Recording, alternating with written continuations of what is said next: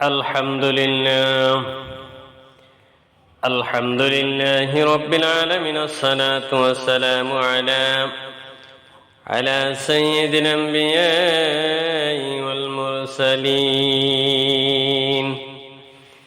وعلى آله وأصحابه أجمعين।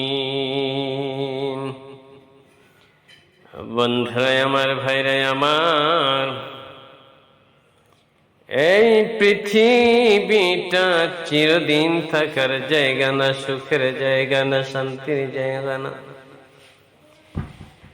শান্তির জায়গা, চিরদিন থাকার জায়গা হলো পরপার। এই পরপারের জন্য ভালো কিছু যদি কাজ করে দুনিয়া থেকে যাওয়া যায়, কোরআন হাদিসের দৃষ্টিতে সেটাই হবে বান্দার জন্য মুক্তির উসিলা। বন্ধুরা আমার, ভাইরা আমার, পবিত্র রমজান মাস মুসলিম উম্মাহর দরজায় কোরআন আসছে। আর মাত্র 2টি দিন বাকি আছে। 2 দিন পরে আল্লাহ তাআলা রহমত, বরকত, মাগফিরাত, নাজাত সহ অনেক কল্যাণের মাস রমজানুল মুবারক শুরু হবে। রমজানের অবিরত বরকত কল্যাণ পেতে হলে আগে থেকে যথাযথ প্রস্তুতি গ্রহণ করতে হবে। কেননা যে কোনো গুরুত্বপূর্ণ কাজের ভালো প্রস্তুতি মানি ওই কাজের অর্ধেক পূর্ণতা ও সফলতা অর্জিত হয়। রাসূল পাক সাল্লাল্লাহু আলাইহি ওয়াসাল্লাম ইরশাদ করেছেন, নিশ্চয় আল্লাহর কোন বান্দা যে কোনো ভালো কাজ বা আমল যদি যথাযথভাবে উত্তম উপায়ে করে, তবে সে আমল বা কাজ আল্লাহ তাআলার পছন্দনীয় হিসাবে গ্রহণ করেন। আর এজন্য বরকত কল্যাণের গুরুত্বপূর্ণ মাস রমজানে বেশ কিছু আগাম প্রস্তুতি রয়েছে মুসলিম মুমিন মুসলমানের জন্য, যে প্রস্তুতি পুরো রমজান জুড়ে রহমত, বরকত, মাগফিরাত, নাজাতের যাবতীয় কল্যাণের দরজা উন্মুক্ত করে রাখবে। সাধারণত মানুষের প্রস্তুতি দেখলে মনে হয় রমজান শুধু ভোগের মাস, ভালো খাওয়ার মাস, পণ্য মজুদের মাস, আনন্দ উৎসবের মাস, ব্যবসা বাণিজ্যের মাস। না, রমজান তা নয়, বরং রমজান হলো ত্যাগের মাস। রমজান ইবাদত বন্দেগীর মাস, আল্লাহ রহমত, বরকত, মাগফিরাত, নাজাত ও যাবতীয় কল্যাণ পাওয়ার মাস। রমজান আসার আগে প্রস্তুতি মানে খাবারের বিশাল সমাহার সংগ্রহের প্রস্তুতি নয়, বরং আত্মিকভাবে নিজেকে প্রস্তুত করাই মূল বিষয়। দুঃখজনক হলেও সত্য, মানুষ আত্মিক প্রস্তুতি বাদ দিয়ে খাবারের আয়োজনের দিকে বেশি ঝুঁকে পড়ে। হযরত মুআল্লা ইবনে ফাজল রাহমাতুল্লাহ আলাইহি নামে এক বিখ্যাত তাবী বলেন, সালফে সালিহিনগণ রমজানের 6 মাস আগ থেকে আল্লাহর কাছে দোয়া করত, হে আল্লাহ, আপনি আমাদের রমজান পর্যন্ত হায়াত দান করেন, রমজান শেষে তারা বাকি 6 মাস দোয়া করতেন, হে আল্লাহ, রমজান মাসে যে আমল করেছি তা আপনি কবুল আর মঞ্জুর করেনি। সুতরাং রমজান আমল বা কাজ যেমন ভাবে, সুতরাং রমজানের আমল বা কাজ যেন তেন ভাবে নয়, বরং পরিপূর্ণ প্রস্তুতি নিয়ে আদায় করতে হবে। আর তাতে আল্লাহর সন্তুষ্টি পাওয়া যাবে। আর এতে রমজানের আগাম প্রস্তুতির জন্য 11টি বিষয় তুলে ধরা হলো। 1 নম্বর হলো তাওবা ইস্তিগফার। রমজানের আগে সব গুনাহ থেকে তাওবা ইস্তিগফার করতে হবে। কোন অন্যায়কারী যদি ভাবে যে রমজান এলে চলে এসেছে আর আমার সব গুনাহ এমনিতেই ক্ষমা হয়ে যাবে, বাস্তবে বিষয়টি এমন নয়, বরং আগে থেকে তওবা ইস্তেগফার করে রমজানের যাবতীয় কল্যাণ লাভে নিজেকে প্রস্তুত করা খুবই জরুরি। আর তাতে আল্লাহ তাআলা ওই বান্দার আগের সব গুনাহ মাফ করে দিয়ে রমজানের যাবতীয় কল্যাণ দিয়ে জীবন সুন্দর করে দিবেন। এজন্য বান্দা বেশি বেশি পড়বে আল্লাহুম্মা গফিরলি, হে আল্লাহ আমাকে ক্ষমা করে দিন। এভাবে রমজান থেকে গুনাহ থেকে মুক্তির জন্য রমজান মাসে সর্বোচ্চ প্রস্তুতি নিয়ে আল্লাহ রাব্বুল আলামিনের দরবারে ক্ষমার জন্য তওবা ইস্তেগফার করতে হবে, আল্লাহর কাছে ক্ষমা চাইতে হবে। 2 নম্বর, রমজানের সব উপকারিতা স্মরণ। কারামত বরকতময় মাস রমজান সম্পর্কে কোরআন সুন্নাহ যে সব ফজিলত বর্ণনা, মর্যাদা, উপকারিতা বর্ণনা রয়েছে, রমজান শুরু হওয়ার আগে সেসব সম্পর্কে জেনে নেওয়া। যেমন উপকার পেতে কোরআন সুন্নাহর দিক নির্দেশনাগুলি মেনে চলার প্রস্তুতি নেওয়া। মাস রমজান মাস আসতেছে, মানসিক ভাবে বারবার কথা মাথায় স্মরণ, নেক আমলের প্রস্তুতি গ্রহণ করে এ দোয়া বেশি বেশি করে, আল্লাহুম্মা বাল্লাগনা রমজান, আল্লাহ আমাদেরকে রমজান মাস পর্যন্ত পৌঁছে দিন, অর্থাৎ রমজান মাস পর্যন্ত আমাদেরকে হায়াত দান করেন। 3 নম্বর হলে মানসিক প্রতিজ্ঞা নেওয়া। রমজান মাসে পরিপূর্ণ সব ক্ষমা পেতে মানসিক ভাবে প্রস্তুতি গ্রহণ করা।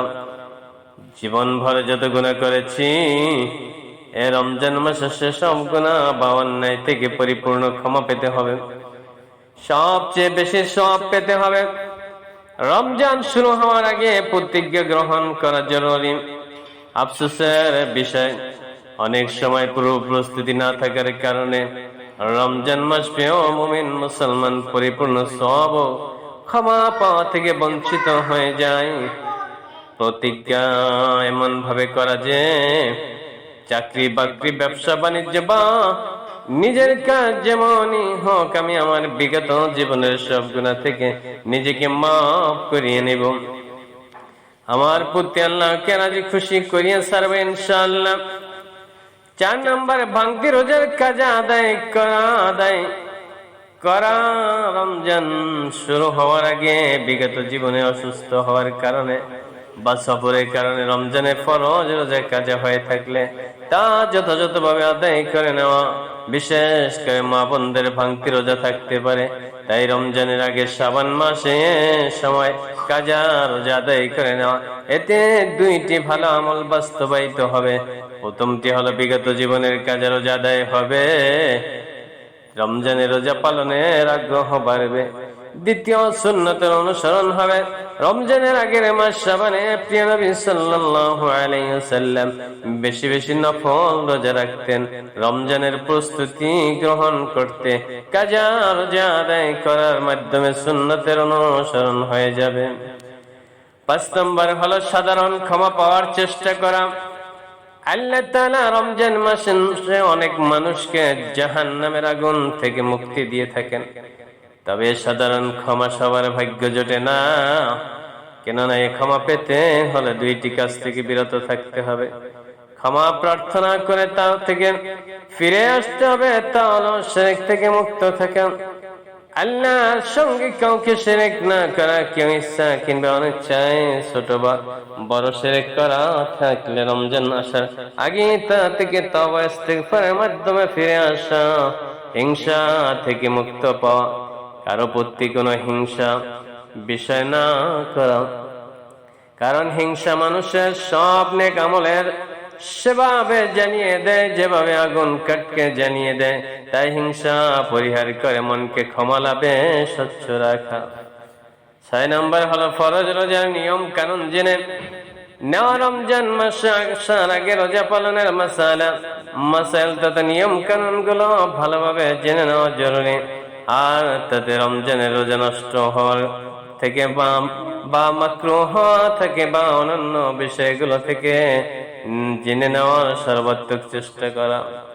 7 নম্বর হলো বিগত রমজান অসমাপ্ত আমলগুলো খুঁজে বের করা, রমজান মাস আসার আগে বিগত রমজানের নেক আমলগুলো করতে না পারার কারণগুলো খুঁজে বের করার চেষ্টা করা। যেমন তা হতে পারে এমন, কেন নিয়মিত কোরআন অধ্যয়ন করা হয়নি, কেন তারাবি পড়া হয়নি, কেন কোনো সহযোগিতা করা হয়নি, কেন ইতিকাফ করা হয়নি, কেন রোজাদারকে ইফতার করানো হয়নি, কেন 5 ওয়াক্ত নামাজ জামাতের সঙ্গে আদায় করা হয়নি, কেন কোরআন সুন্নাহর আলোচনা বসা হয়নি, কেন রমজানে পরিবারের লোকদের হক আদায় করা হয়নি, কেন রমজানের পাড়া প্রতিবেশী আত্মীয় হক আদায় করা হয়নি। এই বিষয়গুলো চিহ্নিত করে নেওয়ার জন্য বছর রমজান আসার আগে আগে চিহ্নিত কারণগুলো থেকে নিজেকে বিরত রেখে কিংবা পূর্ণ প্রস্তুতি গ্রহণ করে কল্যাণকর সব নেক আমলগুলো করা যেতে পারে।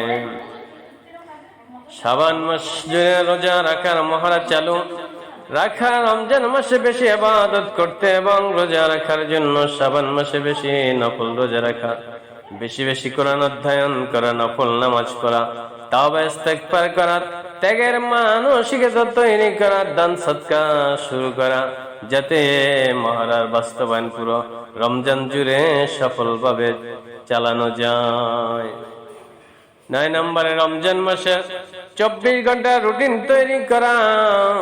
রমজান মাস জুড়ে যে যে কাজে থাকুক না কেন, পুরো সময়টি কোনো কাজ কিভাবে ব্যয় হবে তা একটি সম্ভাব্য রুটিন তৈরি করে নেওয়া। আগাম রুটিন থাকলে রমজানের চরম ব্যস্ততার মাঝেও নেক আমল সহ অন্যান্য কাজগুলো ইবাদতের মধ্যে কেটে যাবে। এই কথায় সব কাজের তালিকা করে নেওয়া। 10 নম্বর রমজান চাঁদের অনুসন্ধান করা। শাবান মাসের 29 তারিখ সন্ধ্যায় চাঁদের অনুসন্ধান করা সুন্নাত। বিলুপ্ত হওয়ার পথে থাকা সুন্নাতটিকে আবার জীবিত করার পূর্ব পরিকল্পনা গ্রহণ করা। চাঁদ দেখা গেলে দোয়া পড়া, আল্লাহু আকবার, আল্লাহুম্মা আহিল্লাহু আলাইনা বিল আমিনি ওয়াল ইমানি ওয়াস সালামাতি ওয়াল ইসলামি ওয়াত তাওফীকি লিমা তুহিব্বু ওয়াত তারদা রাব্বুনা ওয়া রাব্বুকাল্লাহ। অর্থ হলো, হে আল্লাহ, এই নতুন চাঁদকে আমাদের নিরাপত্তা, ঈমান, শান্তি ও ইসলামের সঙ্গে উদয় করো, আর তুমি যা ভালোবাসো এবং যাতে তুমি সন্তুষ্ট হও সেটাই আমাদের তৌফিক দাও। আল্লাহ তোমাদের এবং আমাদের প্রতিপালক। রমজানের চাঁদ দেখার খবর শুনে হৃদয়ে গভীর থেকে আল্লাহর কাছে মুমিনের আকুতি ভরা প্রার্থনা করা হবে এমন, আল্লাহুম্মা সাল্লিমনি রমজান ওয়া সাল্লাম রমজান আলী ওয়া তাসলিমা মিন্নি মা তাকাব্বালতু। অর্থ হলো, হে আল্লাহ, রমজান মাস আমাকে শান্তিময় রমজান দান করুন, রমজানকে আমাদের জন্য শান্তিময় করুন, এই জন্য রমজানকে শান্তিময় করে দিন, রমজানের শান্তি আমাদের জন্য কবুল করে নিন।